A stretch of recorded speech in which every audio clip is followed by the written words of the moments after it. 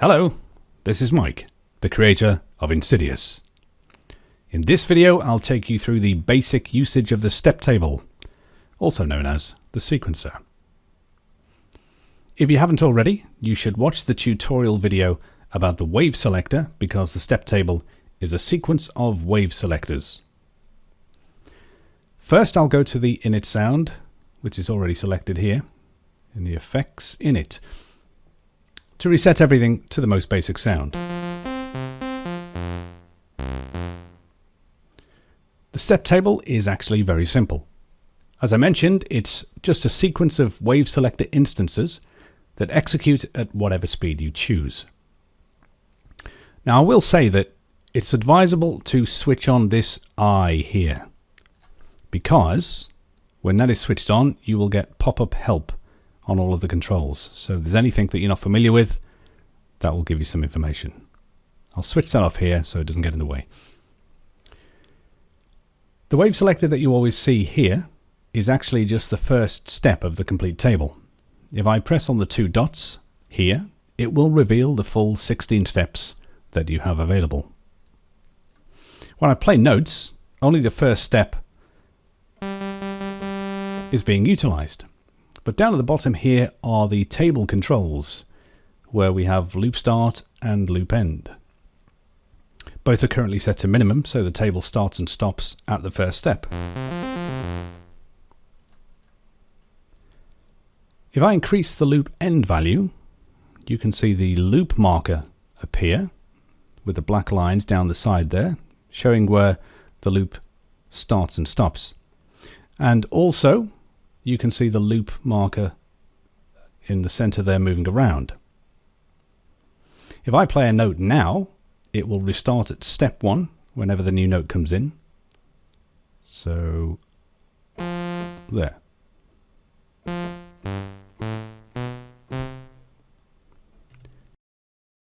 It's a bit slow, so I'll speed it up with the speed control down here.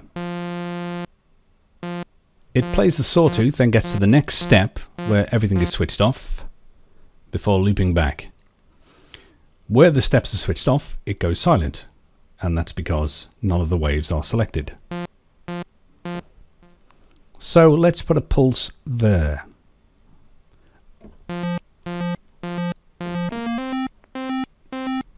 And there we have a horrible, useless sound. Lovely. But I'll fill in the other spaces and we'll get something a little bit more usable.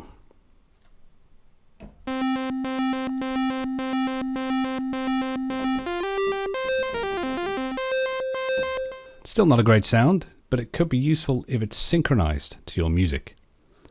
So if we turn the speed control to the left, it switches from being time-based in hertz to synchronized note speed.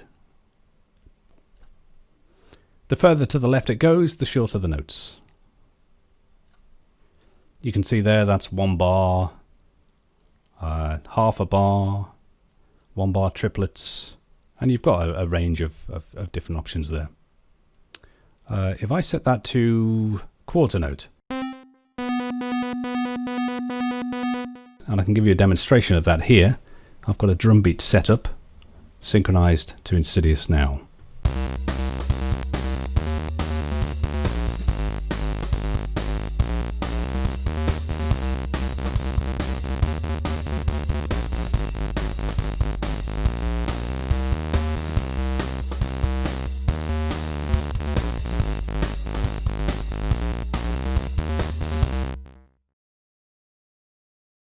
So if I change the tempo of anything I do in the music program, that will respond accordingly and always be in sync.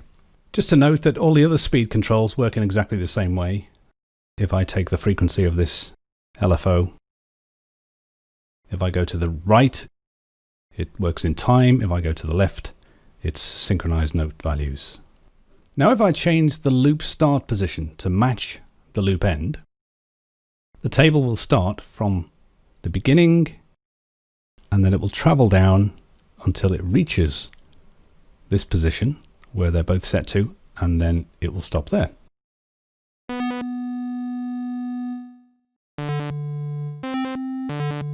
So you can see it starts at the top, goes down until it reaches there, and just stops and holds that section of the table. Now here's where it starts to get interesting. Listen to what happens as I turn the speed up.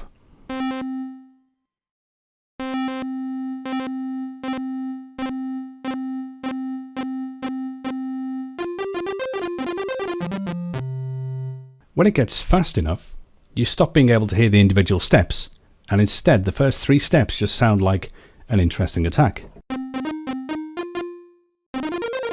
I'll slow that down so that you can hear the steps again.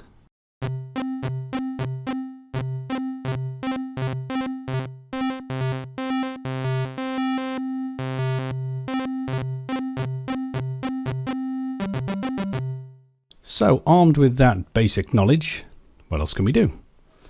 Well, we can also adjust the pitch of each step.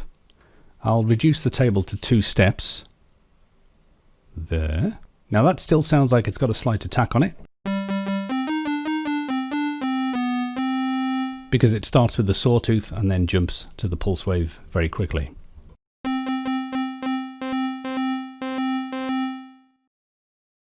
I'll change to a pulse, so it's playing 2 pulse waves.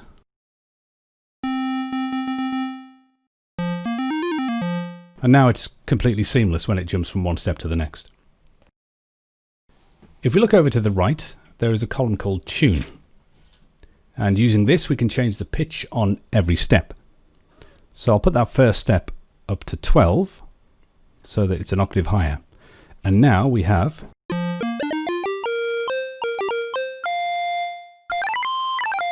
a very obvious chip tune style sound.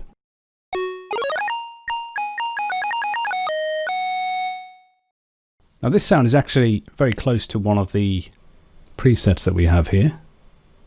It is Plinky Square.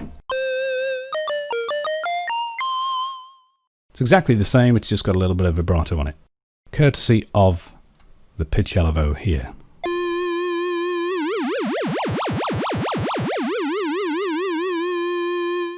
Now I'll just change the volume envelope to make it sound a bit less harsh.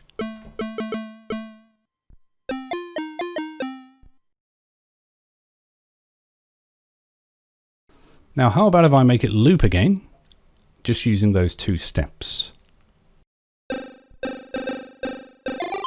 Well, now we get something sounding far more chiptune-like. What I'll do now is I'll put the pitch back down again to 0. And I'll change the width value. Now this only has an effect on the pulse wave and any combined waves that use the pulse.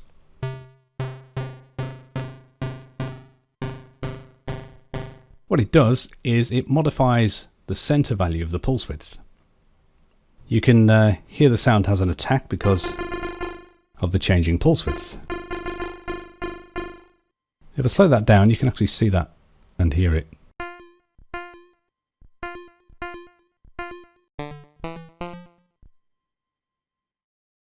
Now I'm going to put the sustain back up.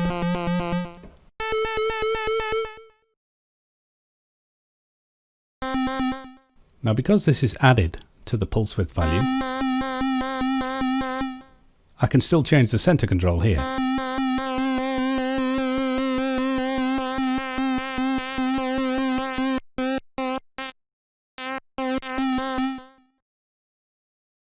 So if I set this to 0.5, that will add 0.5 every time it gets to that step onto the pulse width.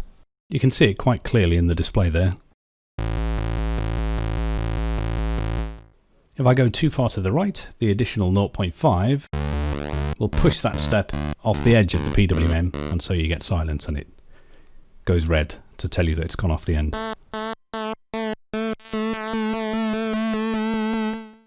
Now this is probably a good time to mention about the modulation clock. What the clock does is restrict modulation updates to the time that is specified. Now I go into detail about it in the manual, so it's worth reading that section to understand why it's even there and why it's so important to the 8-bit sound. Now the clock actually determines the table's maximum speed. So ordinarily if the table is off, the maximum will be 50 Hz, so 50 times a second. But it can be as high as 200, and at those speeds it produces some very strange effects. I'll go up a little bit to 60, 100.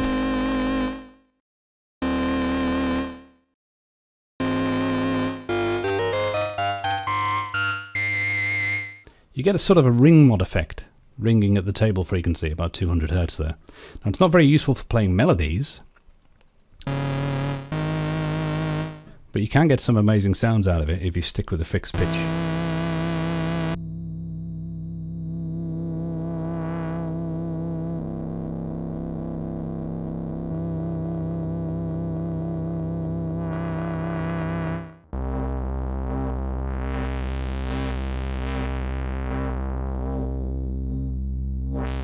Now, of course, you can enable ring mod or hard sync on any of the steps, but because they need 2 channels to work, I'm going to leave those for another video that goes through some of the more advanced step table stuff. Okay, that's it for this video. I'll see you in the next one. Until then, goodbye.